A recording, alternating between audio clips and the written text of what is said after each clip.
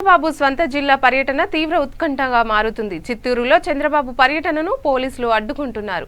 చంద్రబాబు వేలాది మందితో ధర్నా చేయడం కోవిడ్ నిబంధనలకు విరుద్ధమని పోలీసులు అనుమతి ఇవ్వడానికి నిరాకరించారు. తిరుపతిలో చంద్రబాబు రైల్వే స్టేషన్ బస్టాండ్ సమీపంలో పర్యటిస్తే యాత్రికులకు ఇబ్బంది కలుగుతుందని పోలీసులు చెబుతున్నారు. దీంతో ముందస్తుగా పోలీసులు ముఖ్య నాయకులను హౌస్ అరెస్ట్ చేసి అవకాశం ఉంది. చంద్రబాబును ఎయిర్పోర్టు నుంచి బయటకు రాకుండా అడ్డుకునేందుకు పోలీసులు యత్నిస్తున్నారు.